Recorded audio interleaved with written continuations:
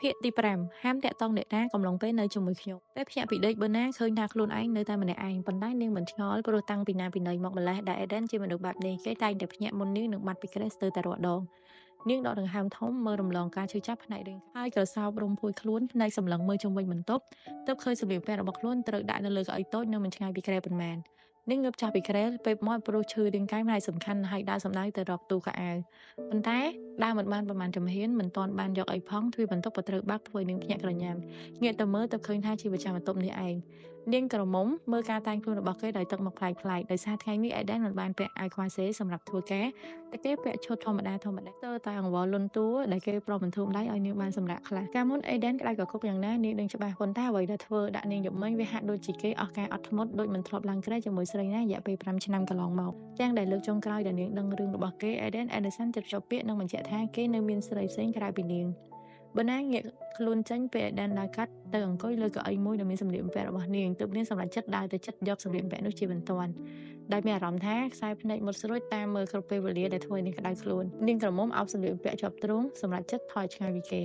េដំបងគាត់ថារត់ចូលបន្ទប់ទឹកដើម្បីគេចឲ្យផុតពីភ្នែកពណ៌មរកតនោះប៉ុន្តែពេលគិតម្ដងទៀតក្នុងពេលដែល Eden ក៏នៅត្រង់នេះនាងសួរគេល្អជាងក្រែងឡចេញពីបន្ទប់គេលែងនៅហើយត្រឹមនាងងាកខ្លួនប៉ុណ្ណោះអ្នកដែលសម្លឹងមើលមកក៏លើកចិញ្ចើមហាក់ដូចជាដឹងថានាងមានរឿងចង់និយាយបើណាផ្សព្វភ្នែកនឹងគេទោះមានអារម្មណ៍អៀនខ្មាស់តែក៏ត្រូវប្រឹងទប់អារម្មណ៍នោះខ្ញុំត្រឡប់ទៅវិញបានហើយឬនៅសំណួររបស់នាងធ្វើឲ្យម្ចាស់បន្ទប់មើលមកដោយការងឿងឆ្ងល់និងសង្ស័យនាងចង់ទៅណាគេត្រចង្ការសម្លឹងមើលនាងក៏និយាយកាត់ដោយសម្លេងរាបស្មើមិនបាច់ទៅទេ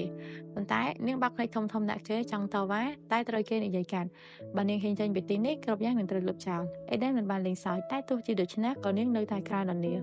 តែខ្ញុំមិនបានត្រៀមខ្លួនមកសម្បីតែសម្លៀកមកកំភ្លេក៏គ្មាននាងប្រាប់ឲ្យដឹងនាងមិនបានចង់គេចវេះពីការប្រងព្រឹងរយៈពេល7ថ្ងៃទេនាងគ្រាន់តែត្រូវការត្រឡប់ទៅយកវ៉ាន់យ៉ាងហោចណាស់ចង់តែឃើញមុខកូនប្រុសដើម្បីប្រាប់ថានាងទៅធ្វើការនៅឆ្ងាយពីផ្ទះនិងឲ្យអាល្អិតតែនៅជាមួយលោកតាលោកយាយប៉ុន្តែអេដេនមិនយល់ពីនាងសោះព្រោះពេលបានលឺនាងអង្វរមិនត្រឹមតែមិនអាណិតនៅពេលមាត់ចំអកទៀតនៅត្រូវការកៅអៅទៀតឬទូនាទីរបស់នាងដែលចាំខ្ញុំនៅលើក្រែតែមួយគត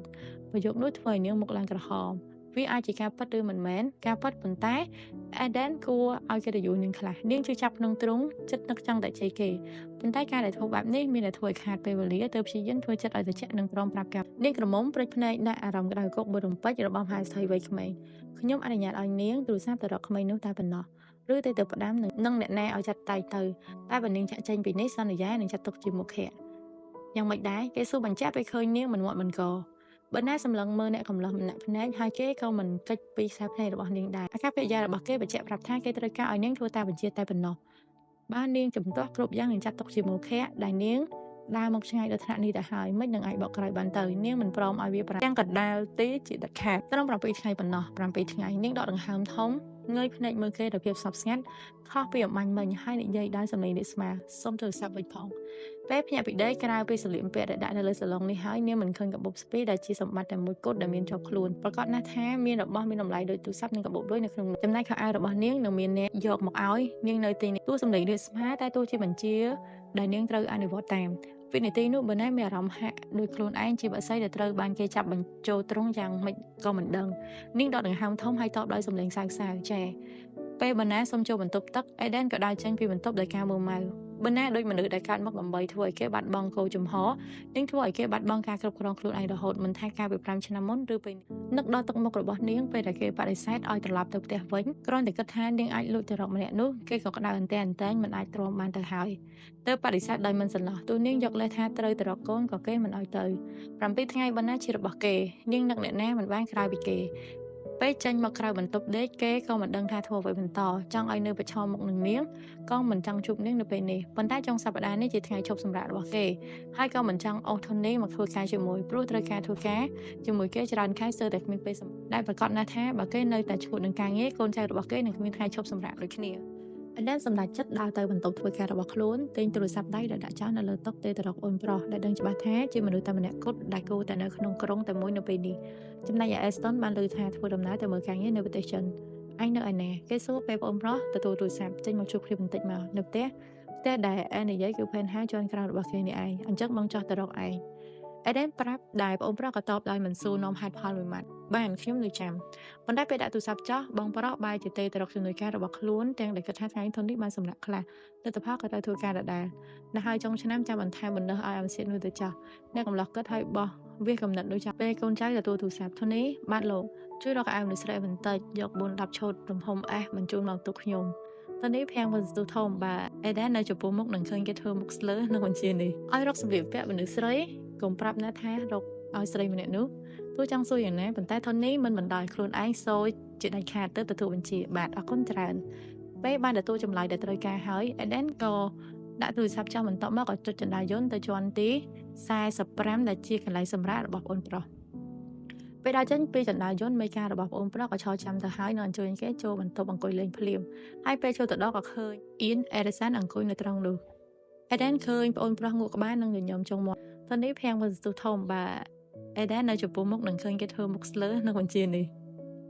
ឲ្យរកសម្លៀកពាក់មនុស្សស្រីកុំប្រាប់ណាថារកឲ្យស្រីម្នាក់នោះទោះចង់សួរយ៉ាងណាប៉ុន្តែធននេះមិនបណ្ដោយខ្លួនឯងសូចជាដាច់ខាតទៅទទួលបញ្ជាបាទអរគុណច្រើនពេលបានទទួលចម្លើយដែលត្រូវការហើយអេដែនក៏ដាក់ទូរស័ព្ទចោលបន្ទាប់មកក៏ចុចចន្ទាយន្តទៅជាន់ទី45ដែលជាកន្លែងសម្រាប់របស់ប្អូនប្រុសពេលដល់ចេញពីចន្ទាយន្តមេការរបស់ប្អូនប្រុសក៏ឈរចាំទៅហើយនៅអញ្ជើញគេចូលបន្ទប់អង្គុយលេងភ្លាមហើយពេលចូលទៅដល់ក៏ឃើញអ៊ីនអេរ៉ាសានអង្គុយនៅត្រង់នោះអេដែនឃើញប្អូនប្រុសងក់ក្បាលនិងញញឹមចុងមាត់ដែរអ៊ៀននិងអេស្តុនពុកដល់ពេលនេះចូលនិវត្តន៍យកពេលទៅដើរលេងជុំវិញពិភពលោកជាមួយភរិយាចុងក្រោយទុកកូនប្រុសទាំងពីរឲ្យធ្វើការជំនួសជាដៃឆ្វេងដៃស្ដាំរបស់គេដោយដែលគាត់ធ្លាប់ជួយការងារឪពុករបស់គេដែលជាប្រមុខត្រកូលដោយសារលោកពូនិងឪពុករបស់គេជាកូនភ្លោះធ្វើឲ្យពួកគេទាំង3មានមុខមាត់ស្តៀងគ្នាធ្វើឲ្យមនុស្សទូទៅគាត់ថាពួកគេជាបងប្អូនបង្កើតប៉ុន្តែទោះពួកគេមានមុខមាត់ស្តៀងគ្នាយ៉ាងណាជាពិសេសភាពលេចធ្លោរបស់មនុស្សត្រកូលអេរីសានគឺការភ្នែកពណ៌មរកតនិងសរសៃសក់ពណ៌សាច់ប៉ុន្តែលក្ខណៈពិសេសរបស់ពួកគេមានមិនដូចគ្នា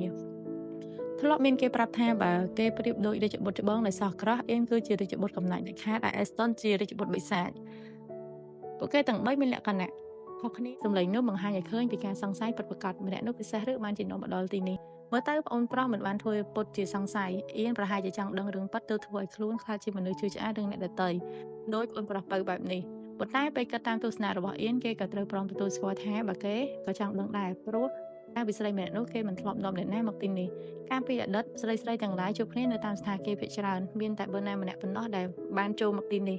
មិនថាពីអតីតកាលឬបច្ចុប្បន្នប៉ុន្តែវាគ្មានអីពិសេសគេគ្រាន់តែភ្លេចខ្លួនគ្រាន់តែស្មប៉ុណ្ណោះទើបបានជានាំនាងមកទីនេះមានស្អីពិសេសទេគ្រាន់តែជារបស់លេងមួយបាច់ធនថប់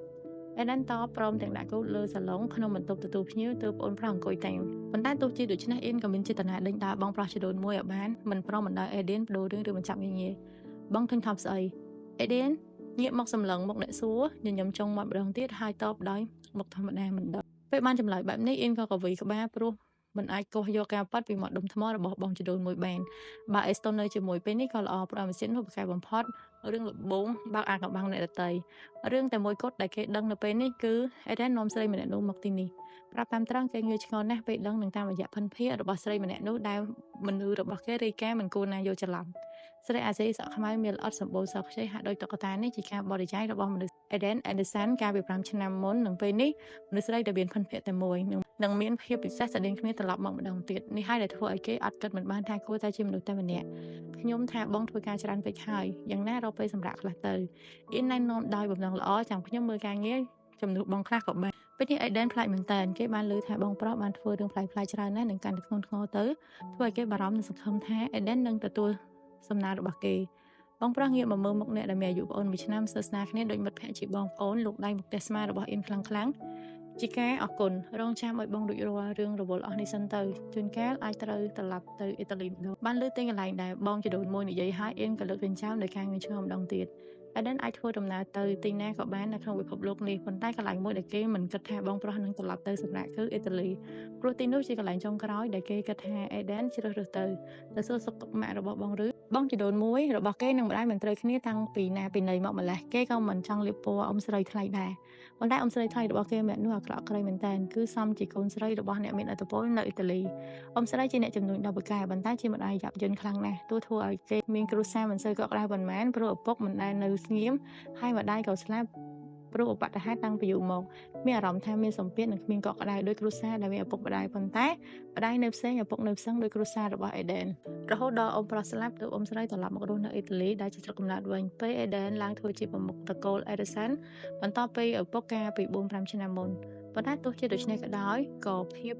ពអង្អាចរបស់អ៊ំស្រីមិនបានកាត់បន្ថយតាមពេលវេលានៅឆ្ងាយEden តបដោយសម្លេងស្មើពេលមកតាមច្រើនដងហើយមិនដឹងថាឲ្យទៅធ្វើស្អីចុងប្រយោគគេអត់រអ៊ូមិនបាន Cecilia ម្ដាយរបស់គេមិនមែនជាម្ដាយគំរូយូរទៅទូរស័ព្ទមកហៅគេឲ្យទៅរកម្ដងនេះបញ្ជាក់ថាឲ្យគេទៅធ្វើអ្វីឲ្យខ្លួនគឺដោយកាល5ឆ្នាំមុនគេបដិសេធដែលតម្រុំតែម្ដាយព្រមទទួលយកក៏ប្រើពេលយូរគួរសមគេសង្ឃឹមថាម្ដាយមិនបានចង់ធ្វើបែបនឹងទៀតតែម្ដាយគួរតែដឹងហើយថាមិនអាចធ្វើឲ្យចង្កូតជីវិតរបស់គេបានព្រោះគេគឺជា Eden Anderson មិនមែនមនុស្សរបស់ Albertini សំណាងល្អរបស់ខ្ញុំនិង Aston ដែលគ្មានម៉ាក់ចូលចិត្តបង្កប់បង្ខំឲ្យធ្វើនេះធ្វើនោះតាមចិត្តនិយាយដល់អារម្មណ៍ព្រឺតិចព្រោះគេស្គាល់អ៊ំស្រីថ្លៃរបស់ខ្លួនច្បាស់ថាជាមនុស្សស្រីឈ្មោះតំណាច់ប៉ុណ្ណេះ Eden ញ៉ាំចុងមាត់ងក់ក្បាលដាក់ឯងចង់សាកល្បងធ្វើជាទីយឺតច្បងនៃ Edison ទេបងប្រកល់ឲ្យឯងបានអាប្អូនប្រុស Eden ក៏វិក្បាលញាប់ឆ្អែតភ្លាមសុំទោសបងប្រុសខ្ញុំរស់នៅបែបនេះស្រួលខ្លួនណាស់ឲ្យបងធ្វើការច្រើនទៅល្អហើយទោះគេធ្វើការច្រើននិងអ្នកគ្រប់គ្រងម្នាក់នៅក្នុងចំណោមអ្នកគ្រប់គ្រង3នាក់របស់ Edison គ្រប់ប៉ុន្តែការងាររបស់គេធៀបមិនបាននឹង Eden ដែលជាប្រធានក្រុមដូច្នេះហើយទើបគេគ្មានកំណត់យកម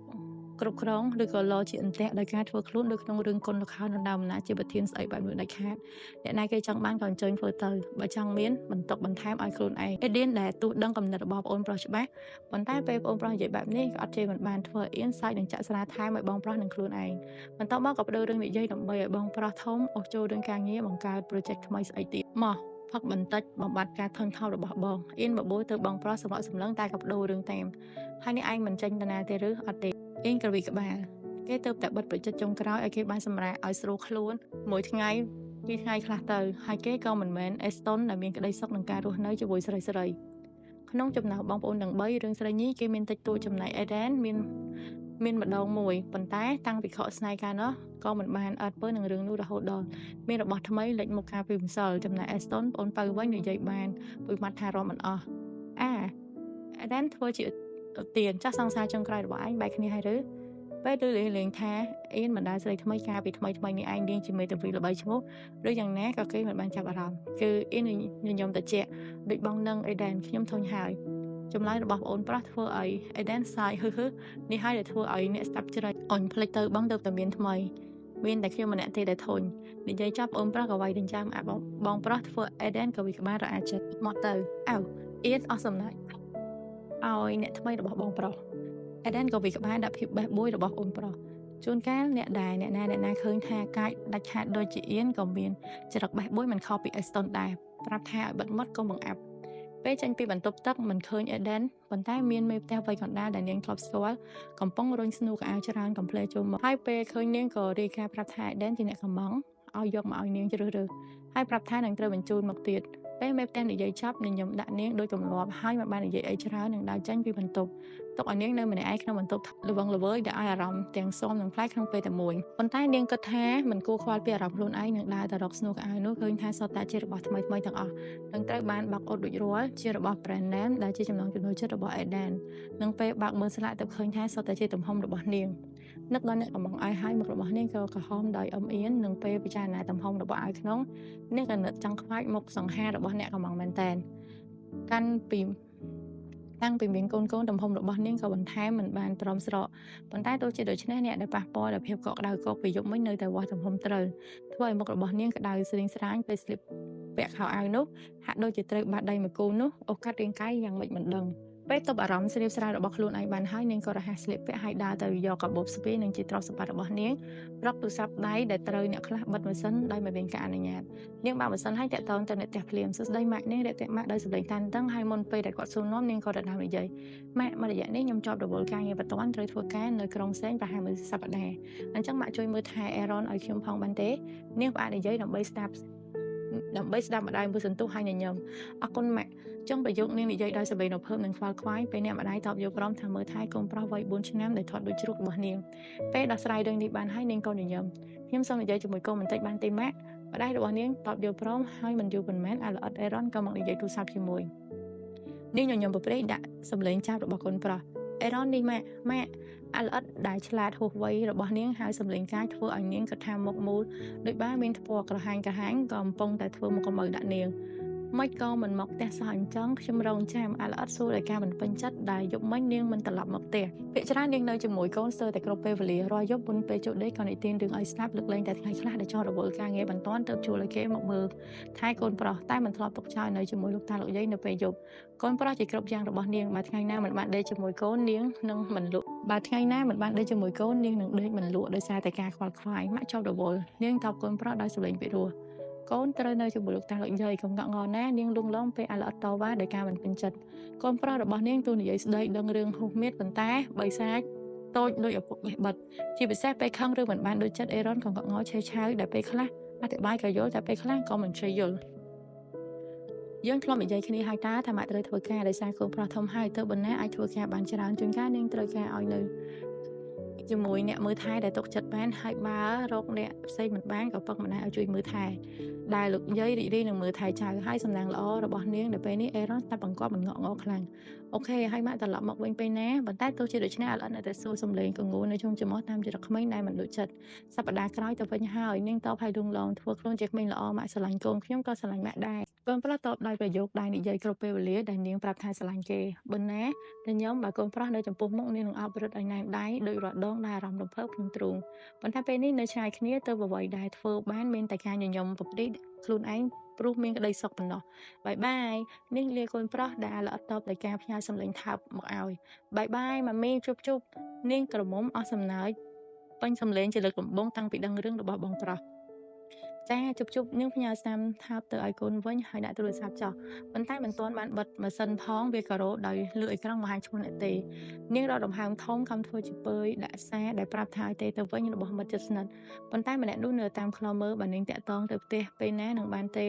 មកត្រូវពេលត្រូវវេលាហើយការគេចវេះក៏មិនមែនជារឿងល្អទៅពេលនេះព្រមចុចទូរស័ព្ទអាឡូណេតនាងបាត់ទៅណាពេលមួយថ្ងៃបើណាត់ហាន់ណតុនលោឡាដោយកំហឹងផ្លេចណាត់របស់យើងហើយឬបនណាដឹងច្បាស់ថាខ្លួនធ្វើខុសទៅបានឈ្ងើបមុខឈួចមាត់សុំទោសតែក៏មិនគិតថាអ្នកចុងខ្សែមើលមិនឃើញសុំទោសផងដែលខកណាត់ខ្ញុំទទួលយកពាក្យសុំទោសសំឡេងប្រាប់ឲ្យដឹងថាកំពុងខឹងនៅមិនប្រមាត់ខឹងតែក៏ប្របន្ទូលបន្ថយឲ្យមិត្តភ័ក្តិតែជួយប្រាប់ខ្ញុំផងតើនាងនៅណាហើយឆាប់អธิบายមកការហេតុអីបានជាខកណាត់ខ្ញុំនាងនិយាយមិនចេញចង់កុហកតែដឹងច្បាស់ថាធ្វើមិនបាននាងអាចកុហកអ្នកណាក៏បានតែមិនអាចកុហកមិត្តភ័ក្តិជិតស្និទ្ធដែលជាអ្នកមានគុណជួយនាងមករហូតបានហើយណាថានក៏ដឹងច្បាស់ដែរថាមករយៈនេះនាងកំពុងធ្វើអីដូច្នេះហើយការកុហកគេគឺជារឿងមានប្រយោជន៍ព្រោះនាងបិទបាំងគេមិនបានថែមទាំងមានតែធ្វើឲ្យគេខឹងទៅអត់ដកដង្ហើមសារភាពតាមត្រង់ដោយសម្លេងក៏ងងួដោយសម្លេងខ្សោយខ្ញុំនៅជាមួយគេណែថាម៉េច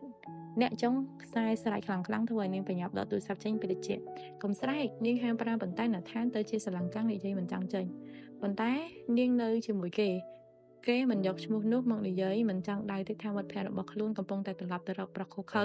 ដែលធ្លាប់ធ្វើបាបឲ្យបេះដូងខ្ទេចខ្ទីស្រីល្ងងនៅទីនេះយើងមានការដកដូរបន្តិចបន្តួចនេះនិយាយពីការដកដូរឲ្យមិត្តភក្តិដឹងតែណាថានដៅបានភ្លាមថាអាចចង្រៃAnderson នោះជាអ្នកដាក់សំណើឲ្យមិត្តរបស់ខ្លួនអ្នកចុងខ្សែស្រែកជេរដោយការអត់ធ្មត់ប៉ុន្តែមុនពេលជេរបន្តក៏ត្រូវនាងក្រមុំគាត់ណែតកុំខឹងផ្លូវនេះខ្ញុំជាអ្នកជ្រើសរើសនាងនេះល្ងងណាស់ពេលជេរមេភ្លើងមិនបានណាថានក៏ជេរសម្លាញ់ខ្លួនឯងត្រូវឲ្យគេជន់ពន្លិចបេះដូងប្រមាណដងទៀតទើបពេញចិត្តហ៎ចង់ប្រយោគអ្នកកំឡោះស្រែកដាក់នាងដោយកំហឹង5ឆ្នាំមុនប្រុសម្នាក់នោះធ្វើបាបខ្លាំងប៉ុណ្ណាបោះបង់ឲ្យឈឺចាប់យ៉ាងម៉េចក៏មិនចេះចាំពេលនេះនៅតែបណ្ដោយភាពងងខ្លៅដឹកនាំព្រមធ្វើជារបស់លេងបន្តរបស់គេទៀតអ្នកដែលត្រូវជេរទៅជាអូនណែនក្តៅទៅបកភ្នែកនឹងព្យាយាមមិនយំឲ្យអ្នកទេមកអាណិតព្រោះដឹងច្បាស់ថាលើកនេះនាងជ្រើសរើសផ្លូវងងមែនដោយការធ្វើឲ្យខ្លួនឯងឈឺចាប់ម្ដងហើយម្ដងទៀតប៉ុន្តែបើវាធ្វើឲ្យនាងជួយបងប្រុសបានទោះត្រឡប់ពេលវេលាបកក្រោយប៉ុន្មានដងនាងក៏នៅតែជ្រើសរើសផ្លូវនេះជាលើកចុងក្រោយហើយនាងលងលោមអ្នកចុងខ្សែដែលកំពុងតែដកដង្ហើមលឺខ្លាំងដោយកំហឹងខ្ញុំក៏មិនបានត្រូវធ្វើបាបរាងកាយដែរទោះគេមិននិយាយស្ដីវិរុទ្ធដាក់ខ្លះព្រោះគេខឹងតែខ្ញុំបោះបង់គេនាងព្យាយាមអធិប្បាយពីអ្វីដែលកើតឡើងប៉ុន្តែកាន់តែស្លាប់កាន់តែធ្វើឲ្យណាថានខឹងអ្នកណាបោះបង់អ្នកណាឲ្យប្រកាសណែប៉ុន្តែលើកនេះណាថានមិនអាចធ្វើចិត្តព្រមទទួលបានដោយការពី5ឆ្នាំមុនដែលនាងយល់ច្បាស់នាងឈប់ចិត្តទុនដាក់ប្រុសនោះទៅឈឺដល់ថានេះត្រូវកណ្ដៀតពោះប៉ុនកញ្ជើរកកន្លែងជ្រកក្បាលចុងក្រោយនៅតែលើកដង្កើងគេដដែលទោះចង់ជំទាស់ថានាងមិនបានលើកដង្កើងអេដែនប៉ុន្តែការប៉ັດក្នុងបេះដូងធ្វើឲ្យនាងបដិសេធមិនបានពេញមាត់មនុស្សប្រុសយ៉ាងណានៅតែជាមនុស្សល្ងង Mình là ngônយ៉ាងណានៅតែជាមនុស្សល្ងងត្រឡប់មកវិញលើកនេះនាងនឹងច្បាស់ថាខ្លួនឯងនឹងជឿចាប់គ្មានថ្ងៃជាព្រោះនាងនៅតែល្ងងនៅតែស្រឡាញ់ Eden Anderson គ្រប់យ៉ាងជាការសម្រេចចិត្តរបស់ខ្ញុំដែរនាងប្រាប់មិត្តសម្លាញ់ដោយសម្លេងប្រកាសវិជានោះហើយដែលធ្វើឲ្យណាថានដឹងថាខ្លួនរអ៊ូអីក៏គ្មានប្រយោជន៍ដែរទើបព្រមចាស់ចាញ់តែទោះជាដូច្នេះក៏នៅតែខំនាងដដែលការសម្រេចចិត្តល្ងងរបស់នាងម្យ៉ាងទៀតនេះខ្ញុំមានរឿងចង់សុំសម្លេងរបស់នាងតានតឹងប្រកាសវិជាធ្វើឲ្យណាថានដែលចង់ដឹងដែលចង់ជេរឲ្យសមនឹងភាពងងខ្លៅក៏ត្រូវផ្អាកហើយប្រកាសវិជាតាមនាងដែរចង់ឲ្យខ្ញុំទៅយកនាងចេញពីទីនោះមែនទេអូខេនាងនៅត្រង់ណាបើណាងក្រវីក្បាលដាក់ភាពរឹងរឹងរបស់មិត្តភ័ក្តិមិនមែនទេគឺនាងអត់សម្លេងយ៉ាងវែងទៅទាល់យ៉ាងណាយ៉ាងម៉េចក៏មិនដឹងដែររឿងនិយាយជាមួយមិត្តជិតស្និទ្ធពីរឿងនេះប៉ុន្តែដើម្បីផលប្រយោជន៍របស់ខ្លួននាពេលអនាគតនាងសុខចិត្តនិយាយខ្ញុំទើបតែដឹងថាគេដឹងថាខ្ញុំមានកូនណាអ្នកចុងខ្សែស្រែកខ្លាំងៗលើការភ្ញាក់ផ្អើលធ្វើឲ្យនាងកំមុំហឹងតិចព្រោះដកទូរស័ព្ទចេញមិនទាន់ជុំតិចមើលនាងស្ដីឲ្យហើយពេលអ្នកចុងខ្សែស្ងប់ស្ងាត់ទៅនិយាយបន្តតែគេគិតថាកូនរបស់ខ្ញុំជាកូនរបស់លោកព្រោះនៅក្នុងជីវិតមនុស្សប្រុសដែលស្និទ្ធស្នាលធ្វើឲ្យគេឯងគិតថាជាគូស្នេហ៍របស់នាងមានតែនៅឋានប៉ុណ្ណោះដូច្នេះហើយបើ Eden យល់ច្រឡំគឺប្រហែលមិនបានគិតថាអ្នកណាក្រៅពីមិត្តជិតស្និទ្ធម្នាក់នេះថាម៉េចលើកនេះអ្នកចុងខ្សែស្រែកសួរខ្លាំងៗលើសដើមតែបើណាក៏ឆ្លាតទិញទូរស័ព្ទចេញពីជាបានតាន់ខ្ញុំចង់សូមឲ្យលោកជួយខ្ញុំបន្តិចជួយសហការនឹងខ្ញុំពីរឿងនេះបន្តិចត្រឹមតែមួយរយៈប៉ុណ្ណោះពេលគ្រប់យ៉ាងចាប់គេនឹងលេបបាត់ពីជីវិតរបស់ខ្ញុំជារៀងរហូតខ្ញុំបាត់បង់គ្រប់យ៉ាងហើយនាងនិយាយដោយសម្លេងញ័រនៅក្នុងជីវិតរបស់ខ្ញុំសល់តែកូនប៉ុណ្ណោះហើយខ្ញុំក៏មិនអាចបាត់បង់កូនបានដែរលោកត្រូវជួយខ្ញុំណែចាត់ទុកថាខ្ញុំអង្វរមិនយល់ដល់ខ្ញុំយល់ដល់ក្មួយផងនាងអង្វរក៏ទោះដឹងច្បាស់ថាការងារនេះមិនមែនជាការដោះស្រាយបញ្ហាមានតែបន្ថែមបញ្ហាក៏ដោយនាងមិនដឹងទេតែធ្វើ Eden ក៏ថាណាថានជាសហាយរបស់នាងដែលធ្លាប់យកធ្វើជាលេសដើម្បីដើរចេញពីជីវិតគេប៉ុន្តែមនុស្សប្រុសតែម្នាក់ធ្វើ Eden យល់ច្រឡំបានមានតែណាថានប៉ុណ្ណោះអូខេអ្នកចុងខ្សែតបឲ្យដកដង្ហើមធំដែលនាងបោះបញ្ហាមកឲ្យគេខ្ញុំជួយនាងពីអ្នកម៉ៃខ្លួនតាំងពីដំបូងគឺត្រូវតែជួយឲ្យចាប់សូនចាប់ដើមចុងប្រយោគមិត្តសម្លាញ់របស់នាងរអ៊ូរទាំប៉ុន្តែទូគេរអ៊ូក៏នាងទទួលយកបានអរគុណណាស់ស្រឡាញ់លោកមែនតើនាងឲ្យខ្ញុំញញែមបានថានៅចំពោះមុខនឹងលោតអោបប្រាប់តាមត្រង់នាងគិតមិនចេញទេបើគ្មានគេចាំជួយរហូតដល់សប្តាហ៍នេះជីវិតរបស់នាងនឹងគុំដឹងទៅជាយ៉ាងណានៅក្នុងសំណាងអាក្រក់ទាំងអស់នៅក្នុងជីវិតរបស់នាងក៏មានសំណាងល្អដែលមានមិត្តជិតស្និទ្ធនិងក្រុមគ្រួសារនៅក្បែរពួកគេព្រមទទួលយកកំហុសនិងមិនចោះមិនថែមនៅថ្ងៃដែលនាងទន់ជ្រាយតែខ្ញុំមិនស្រឡាញ់នាងទេស្រីមានបញ្ហាទោះត្រូវថាឲ្យបែបនេះតែបើណានមិនខឹងព្រោះដឹងថាណាថានជាមនុស្សមកអាក្រក់ចិត្តល្អអរគុណច្រើនជួយមើលថែកូនផងណាចង់ប្រយោគនាងផ្ដាំផ្ញើកូនប្រុសរបស់ខ្លួននឹងគេព្រោះបន្តពីនាងណាថាននឹងឲ្យដែលជាមិត្តជិតស្និទ្ធនឹងអេរ៉នអូខេកូនរបស់នាងក៏ដូចកូនរបស់ខ្ញុំបាយបើណាសប្បាយចិត្តនឹងប្រុងនិយាយបន្តប៉ុន្តែសម្ដីទាំងអស់ត្រូវលេបចូលក្នុងពោះពេលងើបមុខមើលឃើញមនុស្សម្នាក់កំពុងតែឈរមើលនាងដោយខ្សែភ្នែកក្រហមងាងចាំខ្ញុំតាក់ទងទៅទៀតបានទេប៉ុណ្ណឹងសិនចុះសម្លេងលូឡារបស់ណាថានរំលឺឡើងតែបើណាសម្រាប់ចិត្តបញ្ចប់ការសន្ទនាទឹកមុខរបស់នាងបង្ហាញឲ្យឃើញពីការផិតភ័យពេលម្នាក់នោះស្ទុះមករកមើលទៅគេទាំងខឹងសម្បាទាំងក្តៅក្រហាយធ្វើឲ្យនាងខ្លាចពេលចូលមកចិត្តគេក៏ចាប់កវែងនាងទៅបោកនឹងជញ្ជាំងនៅក្បែរធ្វើឲ្យនាងក្បាលស្របពេលនោះទូរស័ព្ទនៅក្នុងដៃក៏ត្រូវគេដណ្ដើមយកទៅគប់ចោលថែមនឹងស្រែកកំហុកដាក់នាងទៀតខ្ញុំឲ្យនាងតាក់ទងទៅកូនតែនាងបែរជាតាក់ទងទៅរកប្រុសផ្សេងគេមិនមែនប្រុសផ្សេងគេជាអ្នកដែលខ្ញុំស្រឡាញ់ចុងចាប់ប្រយោគនោះកែវភ្នែកមរកតក៏ឡើងក្រហមកាន់តែខ្លាំងនិយាយបានពេញមាត់ពេញពាក្យតែម្ដងហើយណោព្រោះខ្ញុំស្រឡាញ់គេសម្ដីរបស់នាងធ្វើឲ្យគេយឺតដៃពីនាទីនោះបើណាភ័យខ្លាំងថាគេនឹងហឹង្សារាងកាយរបស់នាងប៉ុន្តែដែលបានជាដើរចិញ្ចាំងនៅក្បែរនាងលាន់សម្លេងទៅវិញហើយសម្លឹងមើលនាងដោយខ្សែភ្នែកក្តៅកកុកដាក់អាម៉ាស៊ីននោះវាដឹងថានាងមកអង្វរកមកដូចជាមួយខ្ញុំបែបនេះតើវាធ្វើមកយ៉ាងណានាងសម្លឹងមើលមុខគេដោយមិនមាត់មិនកបើវាមិនល្ងងគួរតែដឹងថាស្រេចដូចជានាងទុកនៅក្បែរខ្លួនមិនបានមិនណាបើព្រៃធំដោយកំហឹងពេលដែលត្រូវគេប្រមាថមួយប្រយោគរបស់ Eden ដោយកំបិតបុតស្រួចចាស់ទម្លុះបេះដូងរបស់នាងម្ដងហើយម្ដងទៀតនាងញាក់ខ្លួនលើកដៃយាមបំរុងផ្ទះកំភ្លៀងគេប៉ុន្តែត្រូវគេសវាយចាប់ដៃនាងជាប់នៅសង្កត់កោដៃនៅទីជាងហើយអោនមកថើបជញ្ជក់បបោមាត់លោកនាងងើបមកចេញប្រឹងប្រវាយប៉ុន្តែអ្នកនៅចំពោះមុខពេលនេះដូចជាបាត់បង់ការគ្រប់គ្រងហើយអ្វីដែលមួយគត់ដែលគេត្រូវការគឺការដាក់ទណ្ឌកម្មឲ្យនាងជួយចាប់ឲ្យស័ក្តិសមតាមដែលចិត្តយើងត្រូវការតែប៉ុណ្ណោះ